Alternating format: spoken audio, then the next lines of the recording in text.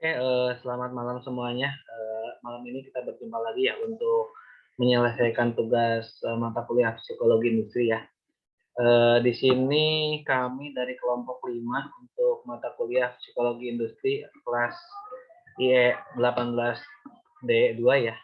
Mungkin di sini saya Andrea Mara sebagai moderator, nanti akan dibantu beberapa teman saya untuk mereview jurnal dari Saudari Asri Wijaning Tias ya. Nanti di sini untuk judulnya sendiri pengaruh komunikasi interpersonal terhadap kemampuan bernegosiasi mahasiswa Fakultas Ekonomi Universitas Negeri. Next.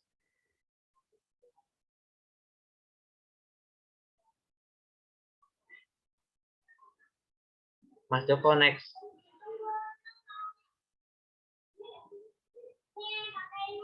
Oke, untuk kelompok 5 sendiri terdiri dari saya sendiri, Andrea Mara ya. Yang kedua ada Mas Bayu, kemudian Mbak Madania, Mas Joko, Mas Muhammad, Mas Randy, Mas Dede, Mas Agus, Mbak Hafida, Mas Alif, Mbak Afrilia, dan Mas Muhammad Fikri ya. Next.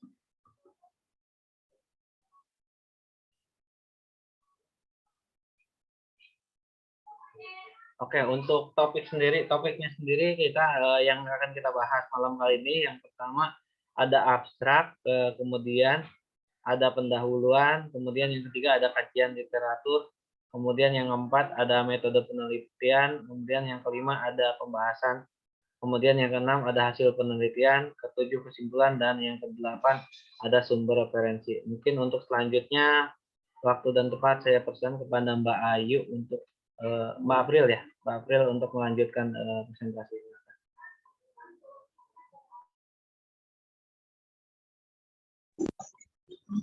Baik, selanjutnya saya akan melanjutkan pembahasan tentang presentasi ini.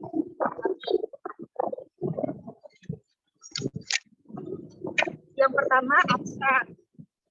Untuk dapat sukses dalam berkomunikasi, seseorang membutuhkan kemampuan komunikasi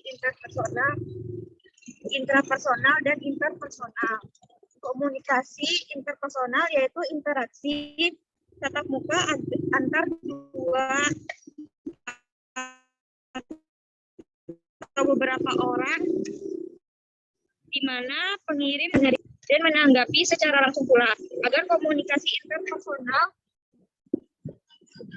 berjalan lancar dan mendapatkan hasil yang diharapkan, baik pemberi maupun penerima pesan perlu memiliki kemampuan dan kecakapan komunikasi interpersonal, antara lain kecakapan sosial dan behavioral. Dengan pemberian mata kuliah pengantar bisnis, manajemen pemasaran, dan sales diharapkan mahasiswa lancar dalam berkomunikasi secara interpersonal dan harus memiliki kemampuan bernegosiasi.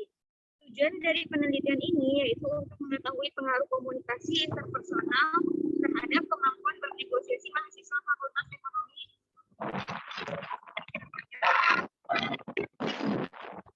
Baik, selanjutnya saya akan kembali kepada saya.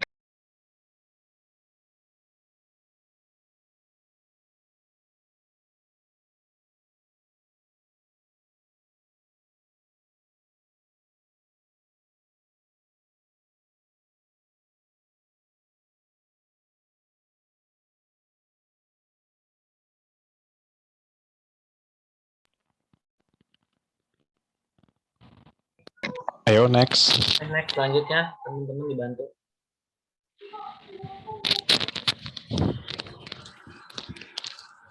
Oke, akan saya lanjutkan ya. Jadi untuk pendahuluan, pertama, komunikasi itu merupakan salah satu faktor penting terjadinya aktivitas. Jadi intinya dengan komunikasi, aktivitas apapun pasti terjadi baik antar individu, kelompok maupun organisasi. Jadi menurut Joseph A. De Vilo, dalam Cangara 2007, halaman 2009, membagi komunikasi menjadi 4 macam, yaitu komunikasi pribadi, kelompok kecil, publik, dan komunikasi massa. Kemudian, menurut Joko Purwanto, tahun 2006, halaman 21, komunikasi interpersonal adalah komunikasi yang dilakukan antar individu yang satu dengan yang lain, baik terjadi dalam suatu masyarakat maupun organisasi, dengan menggunakan media komunikasi tertentu dan bahasa yang mudah dipahami.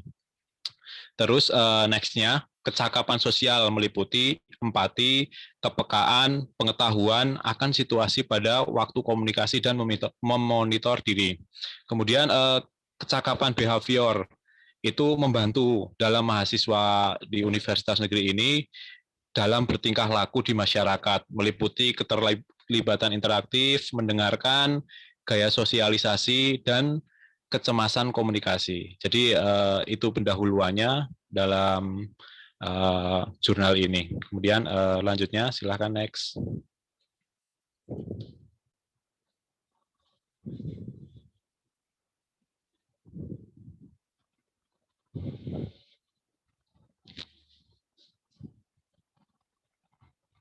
Ayo Mas Joko, next. Lanjutnya.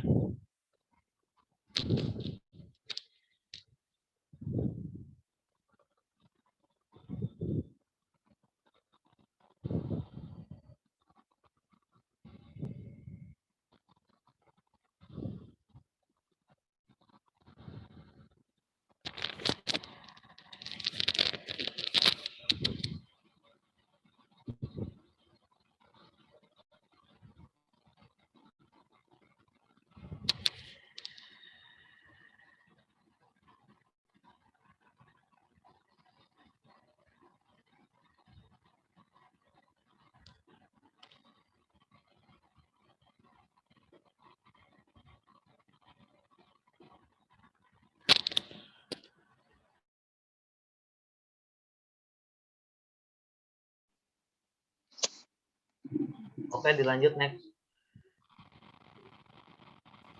Apakah slide-nya sudah terlihat ya? Ya, udah kelihatan. Silahkan. Oke. Next-nya. Terima kasih atas Mas Bayu telah penjelasan pada slide sebelumnya. Mungkin di sini saya akan melanjutkan presentasinya 3, kajian literatur. Komunikasi di sini terdiri dari beberapa subbab. Yang pertama adalah dari segi cara penyampaian pesan, yang kedua dari segi bentuk kemasan pesan, yang ketiga dari segi keresmian pelaku, saluran komunikasi yang digunakan, dan bentuk kemasan pesan. Dan yang keempat adalah dari segi pasangan yang terlibat dalam komunikasi. Dari yang pertama, dari segi cara penyampaian pesan terdiri dari 2. Yang pertama adalah komunikasi lisan, dan yang kedua adalah komunikasi yang tertulis. Selanjutnya yang kedua adalah dari segi bentuk kemasan pesan. Yang pertama adalah komunikasi verbal. Artinya komunikasi verbal ini adalah komunikasi yang menggunakan kata-kata dalam bentuk kata. Nah, yang kedua di sini ada komunikasi non verbal. Artinya komunikasi yang tidak menggunakan kata-kata. Yang ketiga di sini ada dari segi keresmian pelaku, saluran komunikasi yang digunakan dalam dan bentuk kemasan pesan. Tidak dari 2. Yang pertama adalah komunikasi formal, yang kedua adalah komunikasi informal. Di sini komunikasi formal, komunikasi yang dilakukan dalam lingkup lembaga resmi dengan tujuan untuk menyampaikan pesan yang berkaitan dengan kepentingan dinas dan dengan bentuk resmi yang berlaku pada lembaga resmi. Yang kedua, komunikasi informal. Komunikasi dari atas ke bawah atau sebaliknya yang mengalir di luar pemerintah formal. Dan yang keempat, dari segi pasangan terlibat dalam komunikasi terdiri dari 2. Yang pertama, komunikasi intrapersonal. Artinya pengirim pesan dan penerima pesan adalah diri sendiri. Yang kedua, komunikasi interpersonal, artinya 1 orang pengirim dan 1 orang penerima.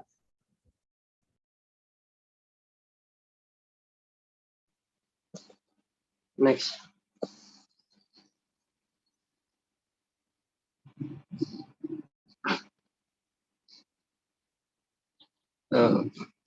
Baiklah, saya lanjutkan. 3.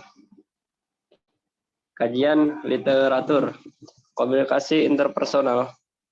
Menurut Joseph E. David dalam FND 2000 pada halaman 61, komunikasi interpersonal adalah proses pengiriman dan penerimaan pesan-pesan antara 2 orang atau di antara sekelompok kecil orang-orang dengan beberapa efek dan beberapa umpan balik seketika. Oliver dalam Purwanto 2006 halaman 251. C. Negosiasi. Negosiasi adalah sebuah transaksi di mana kedua belah pihak mempunyai hak atas hasil akhir. Hal ini memerlukan persetujuan dua belah pihak sehingga terjadi proses yang saling memberi dan menerima suatu untuk mencapai suatu kesepakatan bersama. D. Hubungan komunikasi interpersonal maupun bernegosiasi.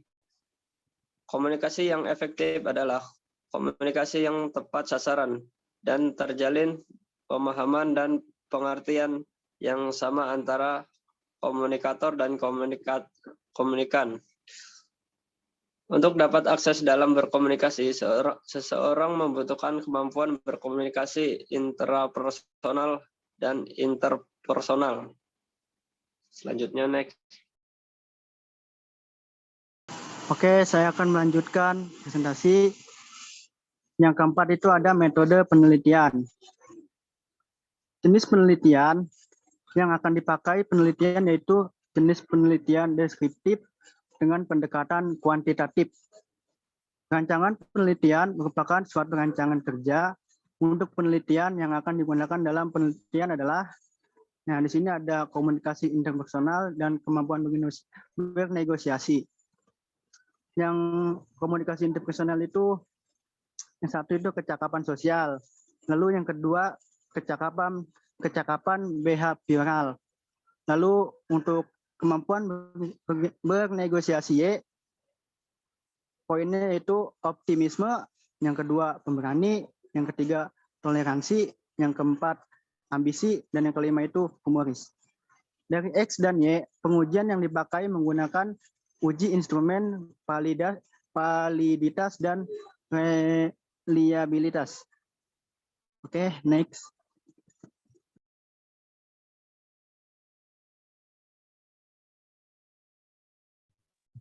Baik, terima kasih Muhammad Fikri. Saya akan melanjutkan presentasinya.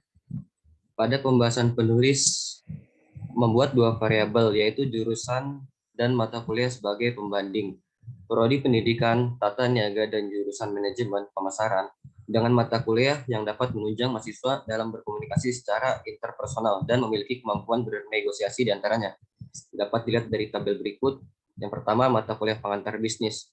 Untuk Prodi Pendidikan Tata Niaganya yaitu mempelajari tentang latar belakang dan konsep-konsep industri dan perdagangan, manajemen dan organisasi pemasaran, pembelanjaan, produksi, akuntansi, dan anggaran perusahaan serta statistik.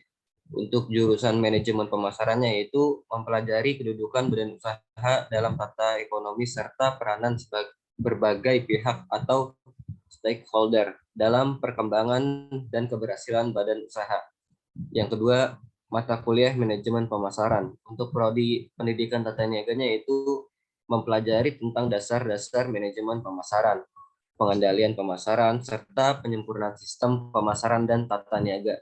Untuk jurusan manajemen pemasarannya itu mempelajari tentang konsep pemasaran dan bauran pemasaran yang berkaitan dengan penganalisaan, perencanaan, pelaksanaan, dan pengendalian pemasaran secara menyeluruh. 3. Mata kuliah salesmanship. Untuk prodi pendidikan tata niaganya itu mempelajari tentang konsep, pembekalan, dan pelatihan komunikasi penjualan yang meliputi mengenal produk, mengenal pelanggan, mengemas produk, menata produk, layanan prima, dan purna jual. Untuk jurusan manajemen pemasarannya yaitu mempelajari tentang dasar-dasar keterampilan menjual atau basic selling skill dengan menekankan pada pengertian menjual dan tren penjualan dalam lingkungan bisnis yang bermacam-macam dan kompetitif. Next.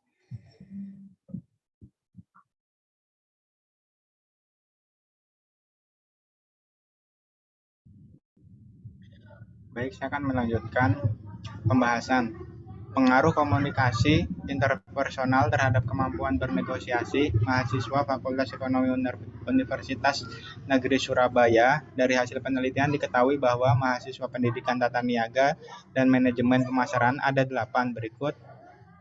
A.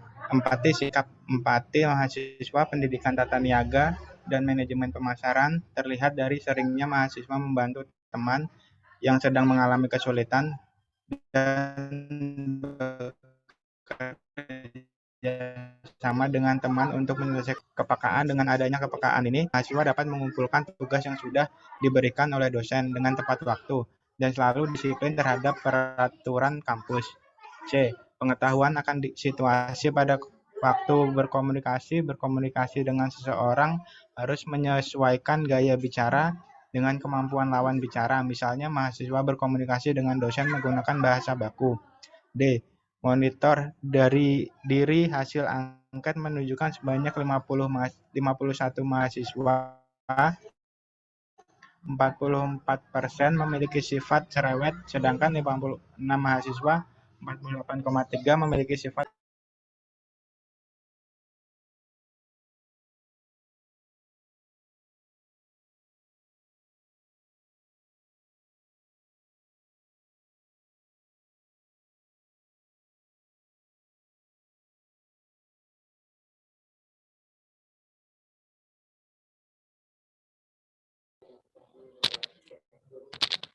Ayo next, Mas Alif.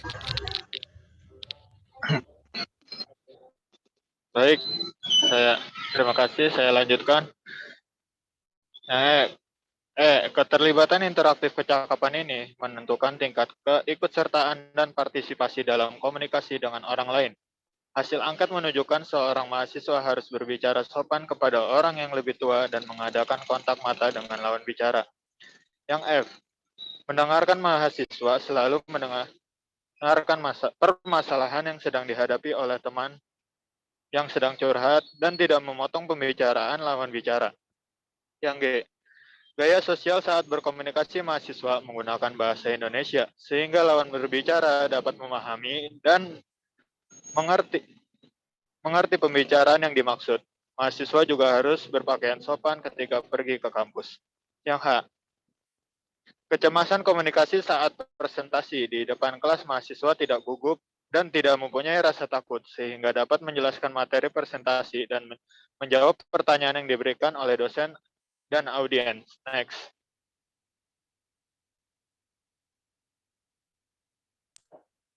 Ya, Hasil terima kasih. penelitian.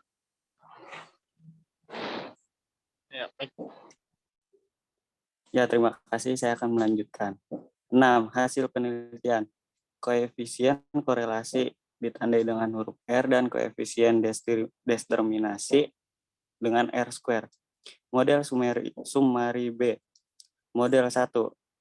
R 682 pangkat 8, R square 465, adjusted R square 461, standard error of the estimate 3,14109.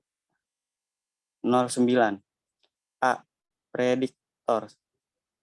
Konstan komunikasi interpersonal. B.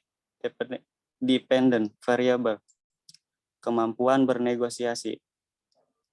R sama dengan 0,682 berarti korelasi komunikasi interpersonal terhadap kemampuan bernegosiasi mahasiswa sebesar 0,682. Dapat disimpulkan korelasi menunjukkan hubungan yang kuat. R square sama dengan 0,465 berarti besarnya kontribusi pengaruh komunikasi interpersonal yang terdiri dari kecakapan sosial dan kecakapan behavioral terhadap kemampuan bernegosiasi adalah sebesar 0,465 atau 46,5%. Sedangkan sisanya sebesar 53,5%. Dipengaruhi oleh variabel lain yang tidak dimasukkan dalam penelitian ini. Oke, next.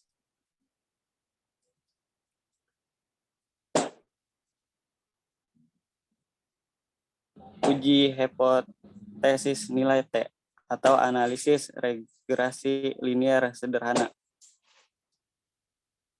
Confidence model 1 konstan total X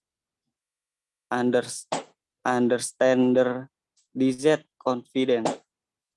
B. 5.660,334. Standar error 1,437,033. Standardized coefficient beta 682. T. 3,939, 9,960. SIG 00000. Uji hipotesis uji T table sebesar 1,65810. Sedangkan berdasarkan tabel hasil uji T menggunakan proses SPSS 16 for Windows diperoleh T hitungan sebesar 9,960 dengan taraf signifikan 0,000. Karena terhitung lebih dari T table atau 9,960 lebih 1,65810 dengan taraf signifikan kurang 0,05, maka HO ditolak dan HA diterima, sehingga dapat disimpulkan bahwa komunikasi interpersonal berpengaruh signifikan terhadap kemampuan bernegosiasi mahasiswa. Next.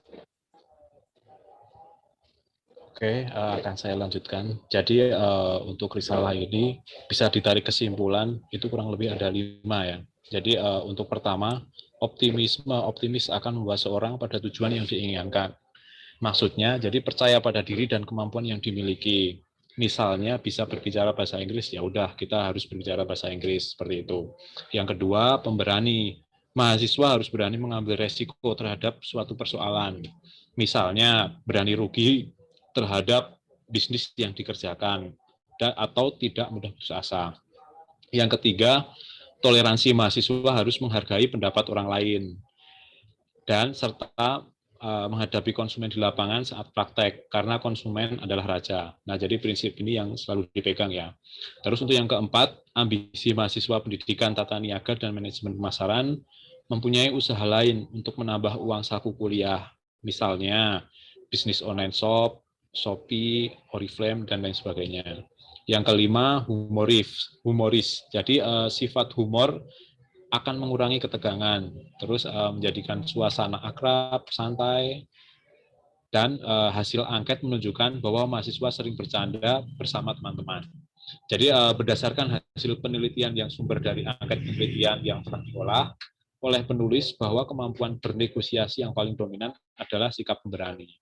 Mahasiswa pendidikan tata niaga dan manajemen pemasaran memiliki sifat pemberani dan mengambil resiko dan tidak mudah putus asa. Mungkin itu dari kesimpulan risalah ini.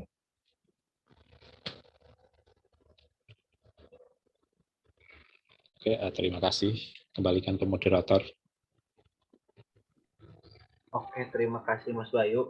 Terima kasih juga teman-teman ya atas pemaparan untuk resume jurnal kali ini ya. Mungkin untuk selanjutnya kita tutup ya. Sebelum saya tutup, mungkin kami dari kelompok 5 mohon maaf apabila ada kekurangan atau banyak kekurangan ya dalam penyampaian materi kali ini. Apabila ada pertanyaan silakan nanti boleh ditanyakan di diskusi perkuliahan ya di pertemuan yang akan datang. Terima kasih. Assalamualaikum warahmatullahi wabarakatuh. Waalaikumsalam Waalaikumsalam warahmatullahi wabarakatuh.